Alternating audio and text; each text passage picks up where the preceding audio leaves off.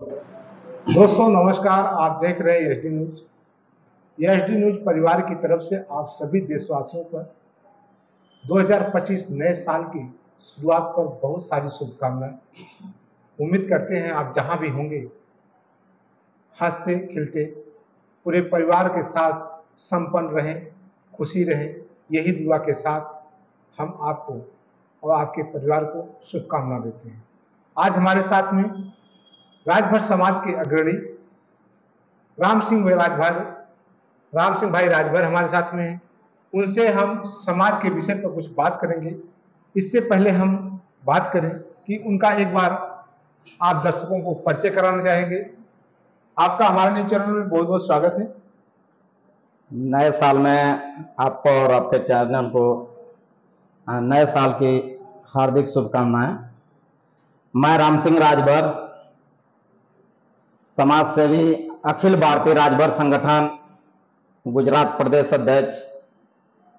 समाज सेवी के माध्यम से जब भी समाज में कोई ऐसा लोगों के प्रति कोई ऐसा संदेश या कोई ऐसी तकलीफ आती है तो वहाँ हम जाकर अगर हेल्प करने जैसा रहता है वहाँ हेल्प करते रहते हैं और समाज को अपना समय के साथ साथ योगदान भी थोड़ा बहुत करते रहते हैं।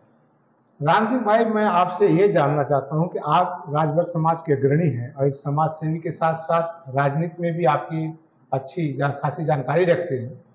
तो समाज का उत्थान किस प्रकार से किया जाता है? समाज के लोगों का कैसे उद्धार किया जा सकता है? कैसे उनको बढ़ावा दिया जा सकता है? सबसे पहले राजभर समाज के लोगों को और सभी देशवासियों को नए साल की मेरी हार्दिक शुभकामनाएं। और समाज के लोगों और सभी देशवासियों को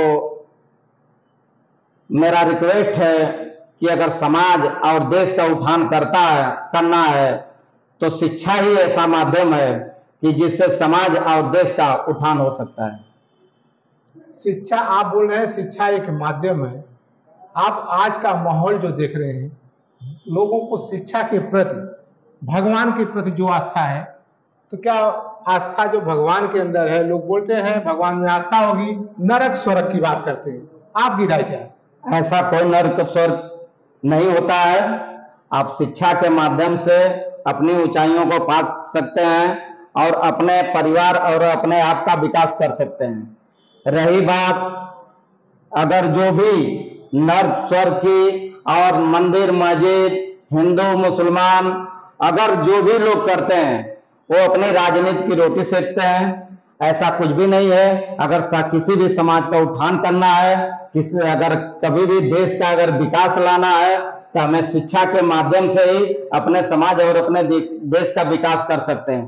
क्योंकि इस देश में जब भी हम अपने आप को देख लें, हमारे पास मोबाइल से लेके कपड़े से लेके हर चीज, जूता मोजा जो भी है टेक्नोलॉजी की देन है।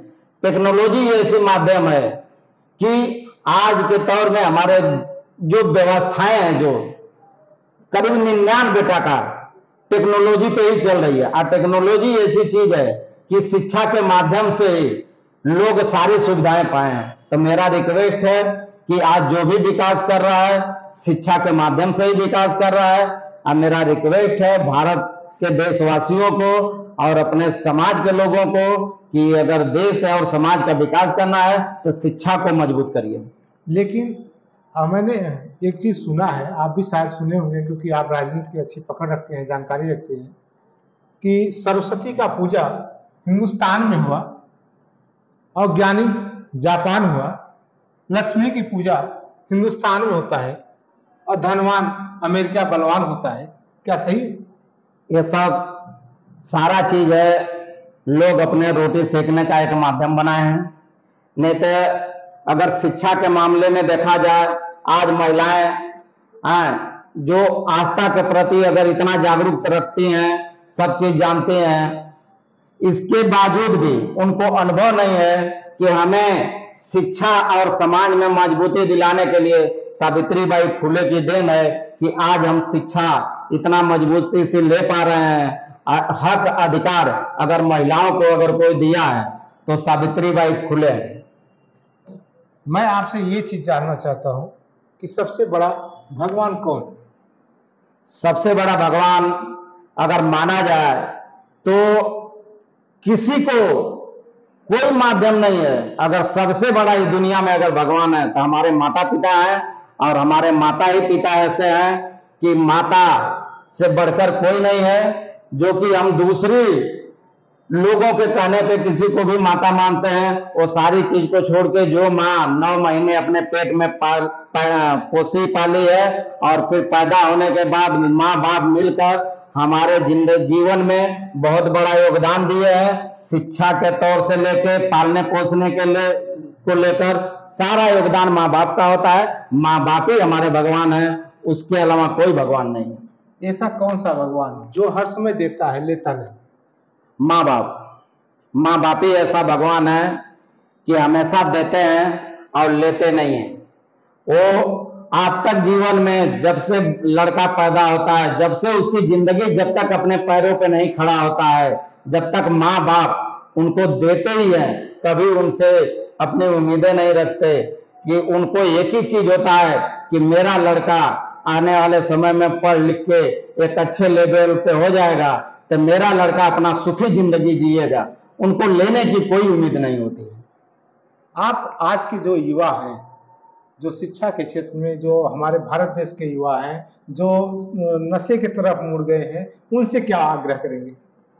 सभी युवाओं और देशवासी के युवाओं और राजभर समाज के युवाओं से मेरा बार बार रिक्वेस्ट है कि नशे से दूर रहें। नशे की लत ऐसी है कि आपके जीवन और आपके परिवार को नष्ट कर देगी, आपके समाज को नष्ट कर देगी। इसीलिए नशे से दूर होकर और समाज के विकास और परिवार के विकास के लिए शिक्षा की तरफ ध्यान दें।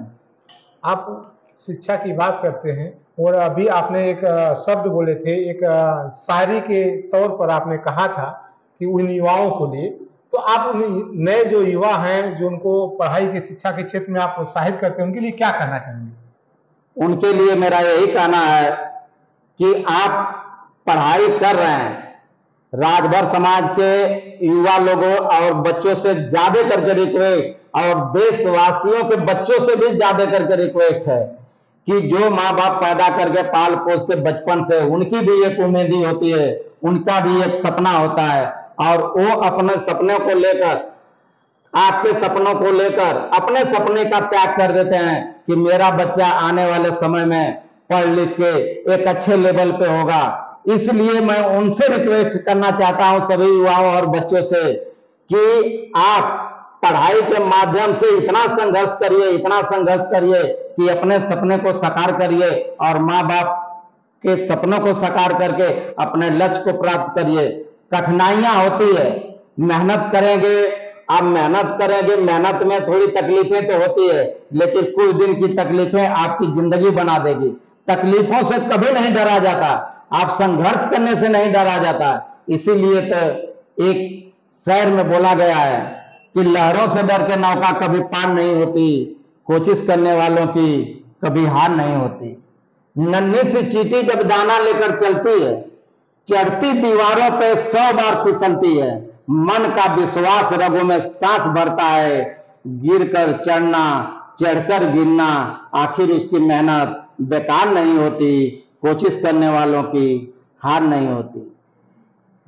डुबकियां सिंधु में गोताखोर लगाता है, डुबकियां सिंधु में गोताखोर लगाता है, जा जाकर खाली हाथ लौट कर आता है। हर बार उसकी मुट्ठी खाली नहीं होती, कोशिश करने वालों की कभी हार नहीं होती। असफलता एक चुनौती है, इसे स्वीकार करो। असफलता एक चुनौती है, इसे स्वीकार करो। क्या कमी रह गई देखो या और सुधार करो। जब तक ना सफल हो नींद चैन को त्यागो तुम, संघर्ष का मैदान छोड़कर मत भागो तुम। कुछ किए ही बगैर जय जयकार नहीं होती, कोशिश करने वालों की हार नहीं होती। आपके माँ बाप बचपन से लेकर 18 बरस 17 बरस के हो गए होंगे, 18 बरस के हो गए होंगे, 22 बरस के हो गए होंगे, वो कितना संघर्ष किए होंगे। आपको बस थोड़ा ही समय तक संघर्ष से अगर करेंगे तो अपनी सफलता को पा लेंगे। सभी राजभर के बच्चों और देश के बच्चों से मेरा रिक्वेस्ट है कि संघर्ष को पूरी मजबूती से करिए और अपनी सफलता को कायम करिए। जय सुहेलदेव, जय भारत, जय राजभर समाज। दोस्तों, आपसे अभी हमने परिचय कराया। राजभर समाज के अग्रणी जिस प्रकार से अपने समाज के साथ साथ पूरे भारतवर्ष के युवाओं से अपील कर रहे हैं, हम भी आपसे नए साल पर उम्मीद करते हैं, अनुरोध करते हैं, अपील करते हैं, आप नशा से दूर रहें। नशा आपकी जिंदगी को खोखला बना देता है। नशा आपकी जिंदगी को, आपके घर को बर्बाद कर देता है। इसलिए आप सभी से एसडी न्यूज परिवार वंदना करता है, निवेदन करता है, आप शिक्षा के क्षेत्र में आगे बढ़ें, अपने माँ बाप का सम्मान करें, यही सबसे बड़ा सम्मान होता है। जय हिंद, जय भारत।